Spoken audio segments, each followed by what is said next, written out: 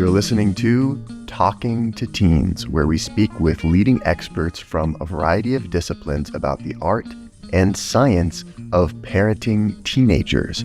I'm your host, Andy Earle. We're here with Sam LaCrosse talking about values and how values are actually built and created. Sam is the author of Value Economics, the study of identity. We are going to see that values are inherently linked to sacrifice, and that in order to get things that we really deeply value in life, we have to make sacrifices. How do we help our teenagers develop strong values themselves? Sam is going to teach us how to use the principles of economics to help our teenagers develop strong values. All that and more is coming up on the show today. Sam, thank you so much for being here. Andy, brother, it's great to be here. Thanks for having me, man. Really appreciate the opportunity. Yeah, this is really exciting. I've been reading through your book here, Value Economics, the study of identity. Wow. There's really a lot going on here. There's so much to talk about. What even is value economics? So value economics, I can either go into the backstory or I can go into the concept itself. I think they kind of mesh together in one of the two things. So basically, value economics as a whole is just a way of utilizing our values to best fit ourselves and create our own identities in a sustainable fashion inside of our values. So I think that really the topic of identity in general has become, if not the biggest, one of the biggest triggers in our society right now in terms of like starting a either good conversation, not so good conversation. It's just a conversation piece in general. And I think that, that's a big question that a lot of people my age, I'm 25 and I was 24 when I published the book. So a lot of younger people are asking themselves, who am I? Who do I belong with? Who should I be friends with? Who should I stay away from? What should I grow into? What should I grow away from? And these are all really important questions for people to ask. And I think that unfortunately, there's a lot of bad information out there that's kind of getting through the filtration system of some of these people. And I don't think it's very sustainable for a lot of people in the long term to really cling to some of these ideas. So I just wanted to propose a new one. And it originally started as a series of blogs that I wrote on my blog way back in, probably the first one was in January of 2020. So it was a really, really long while ago. I fostered it for a long time. It came out almost a year ago, unbelievably, June 28th of 2022. And it's, I can't believe, honestly, I'm still getting interviewed about it now, which is so crazy almost a year later. So yeah, that's kind of what it is.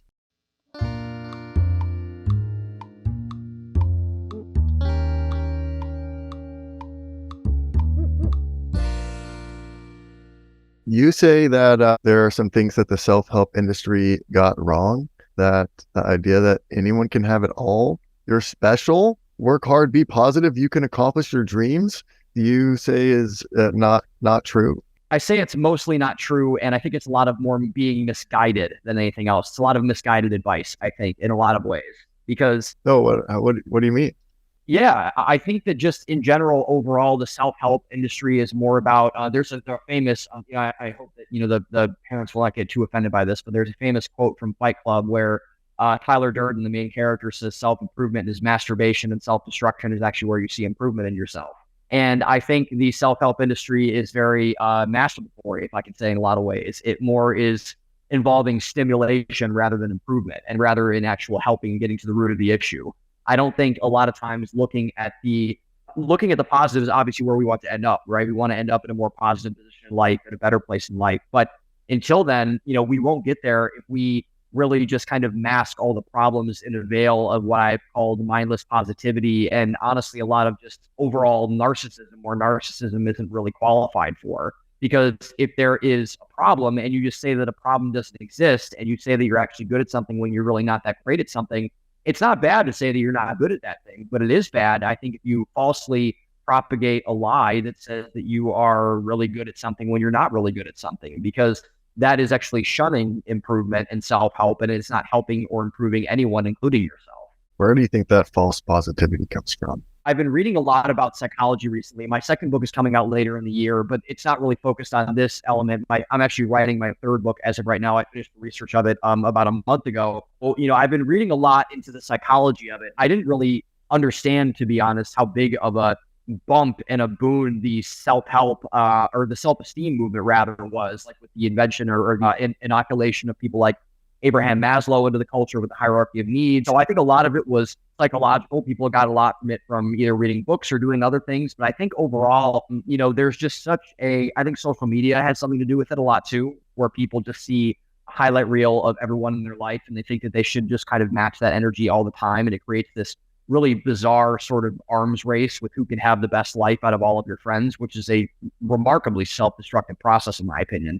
But I think, it's a lot of factors in one. It's a very complicated one to answer, but I think it's just overall, it comes down to, I think, just a lack of wanting to see what's actually there in the form of seeing something that actually is there. And, you want to see what you want to see, but you don't want to see what might be actually there sometimes. And to do that, I think the best way to say is like, it doesn't matter. You're great anyway. You're special. You're just different. You're fine. When if you're not fine, then that's a very destructive thing to tell that person. I think that you owe it to the person to tell them the truth. And I'm a big fan of Jordan Peterson and his work, and he's my personal hero in a lot of ways. A thing that I heard Jordan Peterson say, or a quote that someone said about Jordan Peterson saying recently when he was talking to somebody in a conversation, was that, if you tell the truth, no matter what, the best thing is going to happen. Either if that truth hurts someone or helps that person, because the truth is the truth and it's objective. There's no getting around it. So even if that is you saying that you're not that great of a student and you need to get better, and it might make that person feel bad in the moment, but hopefully it puts them on the right path to get, better grades and improve their study habits and really, maybe respect their teachers more or do something in that nature. But I think that overall, it's just kind of a general twisting of the truth and not really being rooted in reality, and us not wanting to maybe confront some of the ugly things about themselves. And if I can say this as well, that's why I think I was, so personal inside of the book, with a lot of personal anecdotes and personal stories surrounding myself. And I have a method that I think I stick to pretty religiously inside of all my writings and my blogs and my Substacks and my podcasts and in my books, is that I will never punch someone in the face as much as I punch, or as hard rather, as I punch myself in the face. And I wanted to make that pretty evidently clear with all of my dirty secrets, all of my screw ups, all of the things that I did wrong in my life, and how much I screwed myself over in a lot of ways, because I think it's kind of unfair where a lot of people just throw stones rather than, throw a stone at themselves once in a while to hold themselves accountable. Yeah, it is. You get really raw and really vulnerable in the book and share a lot about your own experiences. And I think it really adds a lot to the book and provides a lot that you can resonate with as a reader.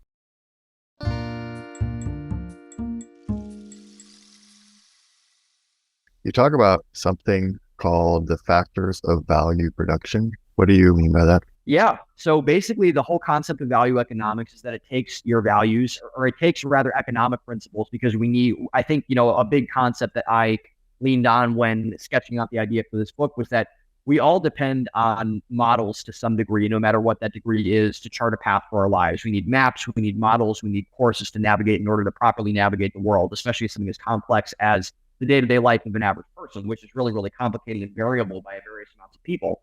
And I think that we all draw models for things, whether that is what a happy relationship looks like, whether that's what a good family looks like, whether that's what a good career looks like. I think in terms of our values, we needed something and a structure in order to really confine our value system inside of. The economic model that I chose as a really good application to values at the genesis of values, and I go very, very bare bones to start off the book, like literally what is a value? It is a raw material that you need to forge into something else. I went back to my economic principles, and that I leaned on a lot during college. I was a finance major in college, and I took AP Econ in high school and sucked at it, so I guess that counts too. I went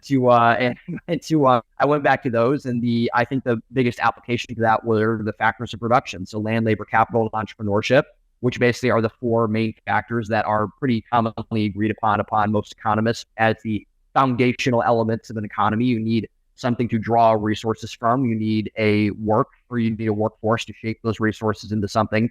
You need capital to expedite the process. You need an entrepreneur to tie everything together and organize things. And that was what I did to kind of draw the book and basically say, these are the four things you need to do to craft a value individually. And then before you can go and sort it into a system and talk about excess and all those things that I talk about later inside of the book, that is what you need to do in order to really start crafting values in the first place. I love that. So how do you do that? Or what do you mean by crafting a value? How do you craft a value? Is it just A value just is a thing. It is. You're right, it is a thing, but I think all things are made out of things. A desk is a thing, a table is a thing, but I think you need to go back, and there were a lot of things to get that desk to where the desk is, the table to get where the table is. The translation for the factors of production and factors of value production is really, really critical. And I wanted to make that very, very clear and have really, capable and understandable and relatable differences and similarities between all four of the things. So land, labor, capital, entrepreneurship, in the regular factors of production translated to your experiences, your actions, your discipline, and your self-awareness in terms of the way you craft your values. So that is how a lot of things really come together in terms of crafting a value. Those are the four factors of value production that I thought were the most consequential to really craft an individual value. So let's go through all of them. I guess we're here as well. We might as well just go through all of them. So your experiences are the foundational way you understand the world. It's what you see, it's what you hear, it's what you experience, it's what you touch, it's what you feel, it's your emotions, everything surrounding it. That is the biggest, in my estimation, the biggest raw material to your psychological makeup that you have is what you perceive about the world. Then your actions is how you take those experiences and you act upon those in some way. You can either draw into a shell, you can go outward, you can go left, you can go right. So that is the work that is done upon those experiences. Your discipline on behalf of those is how well you adhere to your actions based on those experiences. That is the capital that expedites the process. So if you experience someone being in good shape, you take an action by being in good shape yourself by going to work out 3 times a week, and you repeat that process 3 times a week, every week of the year for the next 5 years to get in really good shape. And then your self-awareness on top of that is the entrepreneurship. The entrepreneur is like it's the eye of Sauron, right? It's kind of like the all-seeing eye at the top of the pyramid that gazes down on everything and sees kind of how the process is going. So if you are, for example, like 130 pounds soaking wet, but you go into the gym and you're trying to do a workout routine and you put 600 pounds in leg press and let's just say, let's do this thing, that's probably not a very good long-term strategy for your overall health. You're probably going to end up doing some very not great things to your body. By doing that and really by seeing how everything works together, you can analyze and really take yourself apart and say that, okay, this isn't working. I need to readjust here. I need to put this in place of this thing. I need to wrap this thing around and see how it's working and how I can adjust to make it go better for myself. And when you see that with a bunch of values, you can vet a lot of values and create a lot of values out of raw material in your experiences to later be sorted and allocated in your value pie chart so you can effectively make decisions that craft your identity based on those values.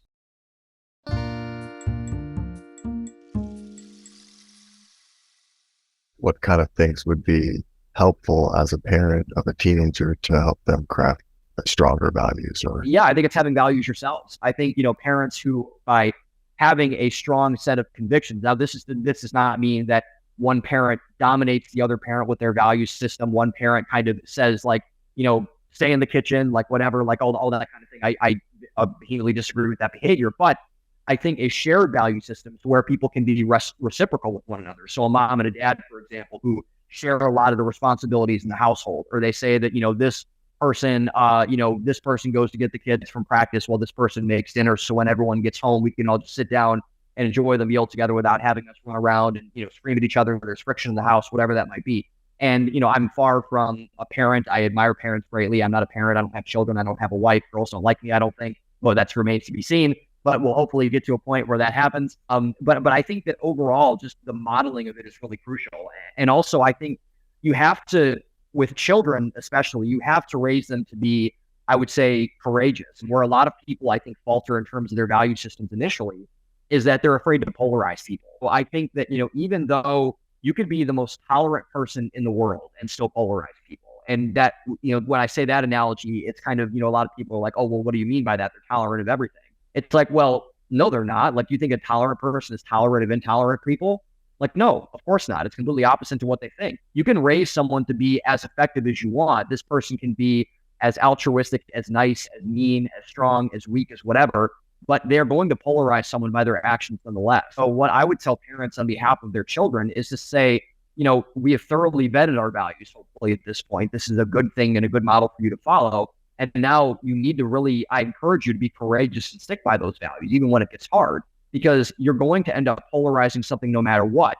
And the worst possible polarization is when you don't have values and someone just goes down and gets to tell you that these are what your values are and your old values you came up with yourself don't matter anymore.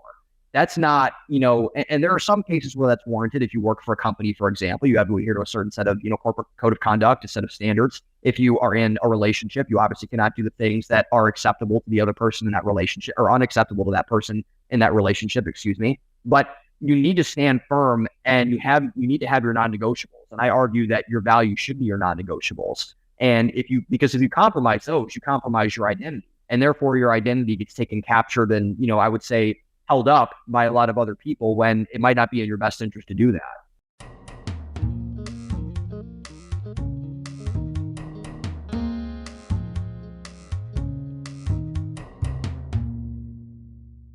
You talk about excess in the book a decent amount, and you say there are different types of excess. How is that possible? So this is one of my favorite chapters I created. This is a really fun post that I did. Basically, I view excess in a lot of ways, like a lot of values. It's a tool to be used, and it's a measuring stick in a lot of ways. So excess, in my opinion, is just kind of to what degree do you take a certain aspect of your life? So in this case, what degree do you take your values? There are people on the extreme ends of excess. There are people that are on the non-extreme ends of excess. And I titled the chapter "Living at Your Means of Value" is because, if you're, again, using an economic principle, or I guess a financial principle more so in this concept, you want to be, I was taught two things by my father and by my grandfather in terms of finances. You want to save enough money for a rainy day. You want to live slightly below or at your means. That's really good advice, especially when it comes to values, because if you are too rigid to your values and you say that you can do no wrong with your values, which is not the case, I don't think, for anything, including something like honesty or strength or courage or something, then you're going to end up harming somebody in a lot of ways. But if you don't use them at all, then you might as well not have values. You're just a purposeless ball of blab. Like I just say in the first part of the book, you're just kind of nothing. You're just kind of floating along on the wind. So I think that the most dangerous level of excess is the excessive portion, because that's when we get people who are so aggressive with their value system that they can see no way to coexist with another person inside of their own value hierarchy. And I use the example in the chapter of TJ Lane, the Charlottesville school shooter, who, I'm from Cleveland. He grew up about 45 minutes from my house. That happened, I think, when I was in 7th grade. And, TJ Lane was so convicted in the way that he thought about his students and the way that he saw his worldview. And this is unfortunately what happens with all radicalized people, whether it's school shooters, or whether it's religious extremists, or whether it's political extremists. They just get to a certain point where they say that their way is the only way possible, and any way that deviates from this way is something that cannot exist. And then they go and they start to erase everything else. And even if you go to like a lower level, I think this is how I think a lot of abuse happens, both physically, or all three, physically, mentally, and emotionally. Let's just say, like, a husband gets so dominant over his wife that the only way that he feels that he can, remain in control of his identity is by striking her, for example. Or a woman who is so, dominant over her husband that she's threatened by him, and the only way that she can say that, or convince herself rather that she can stay in control of the household is by putting him down and by disrespecting him in front of the children or in front of his friends or something, and just bludgeoning him over the head with that kind of a hammer. Well, I think that excessive access, the total buy-in of your value system, is something that I don't encourage at all, because I think you should be rigid and you should be firm. This is not a call to not be strong inside of your value system, but it is a call to be checking of yourself in terms of your value system. You need to make sure that you're not going too far in some areas, because you are going to end up doing harm to other people and to yourself and to those who love you. And those are not good things as far as I'm concerned. Yeah, it's always like then the balance too of being open to other possibilities and that there might be a better way to. Yeah, I agree. Totally.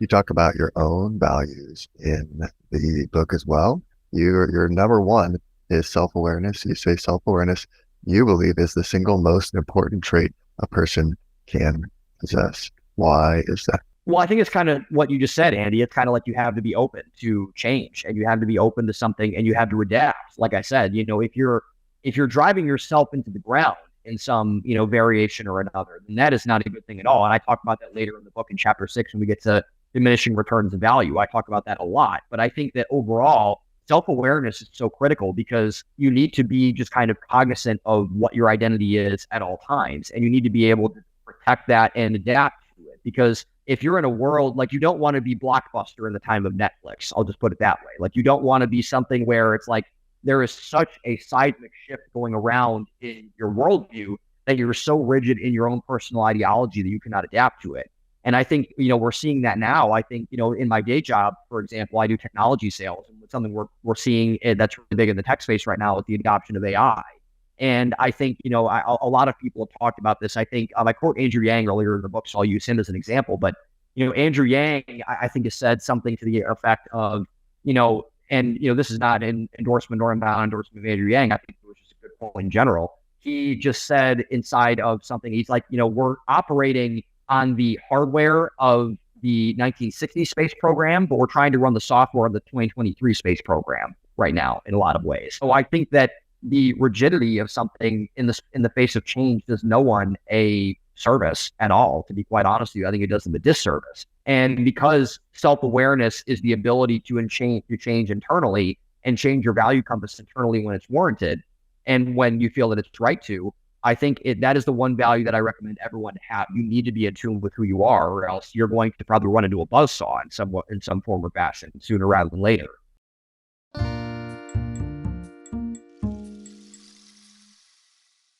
What do you think that we can do to promote more self-awareness in our teenagers? I think that a lot of people don't know how to be in silence now, especially teenagers, unfortunately. I think that, they have a lot of noise around them in terms of social media, their phones. And I think that I've been thinking a lot about this because I'm Gen Z, and I think Gen Z is a pretty lost cause, if I'm being honest with you. And it's not telling the parents of Gen Z to give up on their kids by any means, but the flip side of that is that I am really optimistic about Generation Alpha. I'm really optimistic about them because I think that my generation, they got hit by social media and they are now getting hit by AI, and they got hit by COVID. In Generation Alpha afterwards, they will have dealt with the repercussions of the pandemic. They will have been completely born in a world full of native social media, and they will know how to use AI better than we will. So I think that I'm very optimistic that Generation Alpha, and I hope to God that I'm right about this, is the generation that's going to save the world at the end of the day. Truly, I think I'm very, very optimistic about them. But I think that if they get too bogged down into their technology, if they get too invested inside of their own selves, they can get captured by a lot of things, which is something that's very scary. We're seeing a lot with social media, especially with TikTok, with short form video content, with everything they're seeing on the internet. But I think that to provoke more self-awareness, I think, get into a space where it's less noisy. And also that means yourself as well. I would say, talk less. What I have learned about myself is that, my job is, or all of my jobs, really. I am a salesman. I'm a podcaster. I'm a writer. So my jobs are all output. Like, I constantly am just like forcing stuff out of my head and out of my mouth. What I have found very valuable is when I'm in social situations, I try to listen as much as possible and I try to take in as much as possible because I'm very fortunate now to be surrounded by a lot of very, very intelligent, smart people. And if I, and I know that's a very big privilege. And I think that I would be ashamed to waste it. And if I have all these smart people around me with different worldviews, especially recently, I would say in the last year, I know people that have lived all over the world, people that are from different ethnic backgrounds, people that are from different parts of the country, like, all these wonderful, wonderful people that have come into my life recently. And I think it would be a shame to waste all that experience and that knowledge and that talent that they all have inside of themselves by me just talking and succumbing to my own narcissism all the time. So I would say to kind of get into a space where you can be quiet with yourself and be in a space where you can be quiet with others. And that really causes your brain to turn on in a very different way, in a not so really stimulatory way, but a way that's more absorbing in a lot of ways. You can be like a sponge more than I don't know what a word is. I don't want to say the thing that I was going to say because it's probably inappropriate in a parents and teens podcast, but I think that just kind of, just, I don't know, I'll say like you want to be a sponge. That's basically the end of the day. You want to be a sponge. You don't want to be something that's constantly like bouncing off the walls, running around the room all the time. That's not good for anybody. I love that. I think so much about the need to just create space in our lives, how we have to be so conscious about doing that, and how can we, especially as parents of teenagers, create space in their lives as well, and space for us to be together, Yeah, I agree. 100%. We're here with Sam LaCrosse talking about how to actually build values in teenagers. And we're not done yet. Here's a look at what's coming up in the second half of the show. There is a diminishing return to almost anything. This is kind of the running yourself into the ground argument that I made earlier. The example that I used with me was that I had basically a ravenous drive to, I would say, in college, because I was dealing with a lot of insecurities, to be quite frank. I was the most insecure person I'd ever met in my life. I was very angry at that point in my life also at a lot of things. I was very angry. I didn't really realize this until now, honestly, until probably the last year, how angry I was as a child and as a young adult. I was mad at everything. I was mad at the world. I was mad at my siblings. I was mad at my classmates. I was mad at my friends. I was mad at myself, obviously, more than anything else. But that anger really drove me to succeed in many, many ways. So your choice to pursue a career you might want, the choice to pursue a romantic partner you might want, the choice to do something else like that. Those are situations when you live by a principled, value-oriented life that are going to not sit well with everyone. And I think that, a man that pleases everyone pleases nobody, because, you need to have a thing that you stick out for. So you can't be one foot in every single camp. It's impossible. You'll destroy your brain in the process, first of all. Like trying to fit that many hats on yourself and that many identities inside of one identity in and of itself is not good for the psyche. I've tried it before. It's not worth it. And second of all, you won't get any meaning out of that, because like I said before, value comes by sacrificing things. You need to be cognizant of that. And I think that the people who are cognizant of that, they know that they're okay with pain and causing pain to others, but they know that it's for the best for themselves and their value system, and probably for that other person if they're having good values in their system also. And this is hard for teens, right? Because they're kind of, really figuring a lot of things out. And I think, making choices that do sacrifice either relationships with people or their general self-acceptance or anything is very, very hard. And so hopefully I want this to be a source of encouragement for them as well, because I think that, just knowing that on the other side, it's painful in the short term, but in long term, the right choices guided by the right values will get you to all the right places, at least in my opinion, in my experience they have. Want to hear the full episode? Head over to talkingtoteens.com/register for a free trial of our premium podcast. You get exclusive access to loads of great content with no obligation. And your membership supports the work we do here at Talking to Teens. Get started today with a free trial over at talkingtoteens.com/register. Thanks for listening. We'll see you next week.